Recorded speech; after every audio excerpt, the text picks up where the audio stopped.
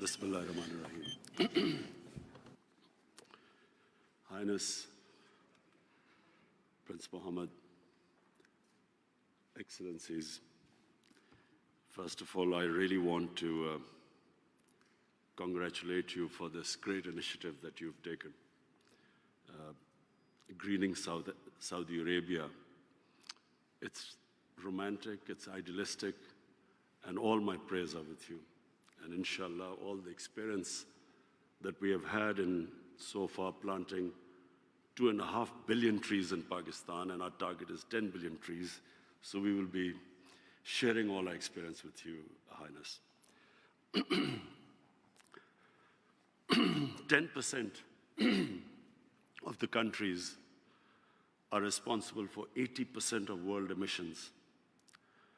And Pakistan happens to be one of those countries, Excellencies. Unfortunately, we are in the 10 most vulnerable countries in the world to climate change.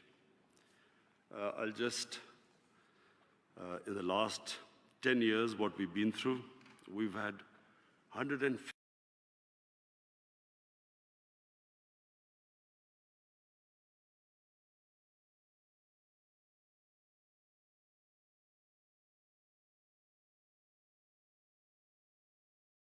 52 extreme weather events, which has triggered economic loss of over $3.8 billion. Our future climate adaptation costs are estimated between $6 to $14 billion. So we decided that before the world takes any action, we as a country, for our own survival, must take whatever it is possible within our reach. So these are the actions we've taken. We've decided that we will shift 60% of all our energy into clean energy by 2030. 30% of all transport will be shifted to electric vehicles by, again, 2030. We've already shelved 2,400 megawatts of coal projects, replaced them by 3,700 megawatts of hydroelectricity.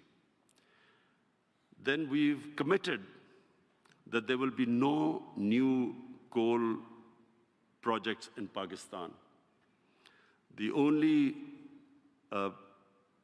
energy through coal will be through gasifications, and that is local coal, which is in Pakistan. We've also focused on nature-based solutions. We have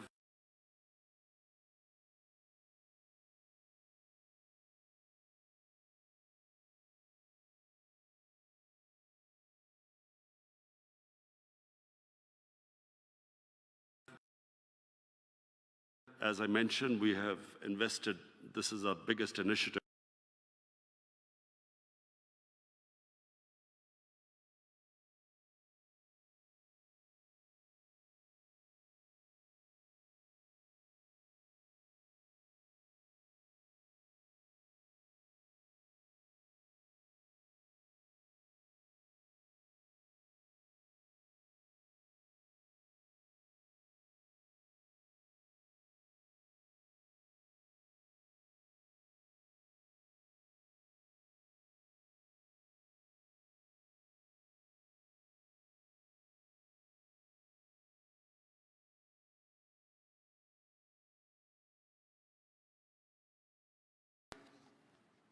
has put Pakistan as #1, the country that has used development finance and shifted it to climate-friendly trajectory.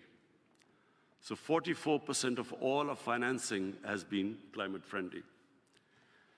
We have these initiatives how to finance our vision. And for that, we have, #1, we have green bonds. We have collected $500 million for hydroelectric power. Secondly, blue bonds, which is natural valuation of our mangroves, and World Bank is already doing that. Thirdly, nature bonds. Pakistan is piloting this globally by linking debt relaxation with nature and climate performance.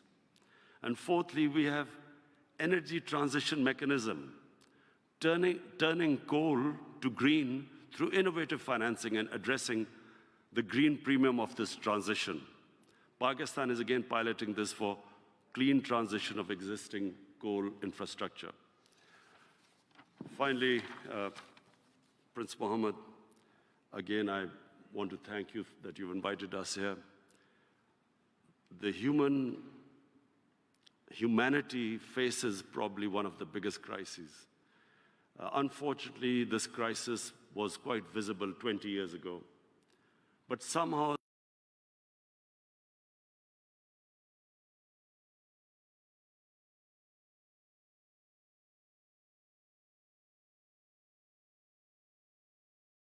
well, no one thought that this would actually happen, that actually the temperature was getting warmer.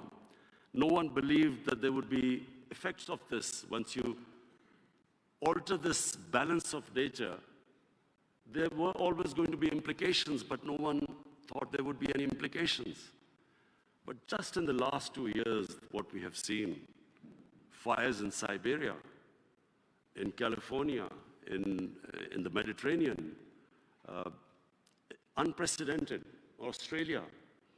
And then we have these unprecedented floodings.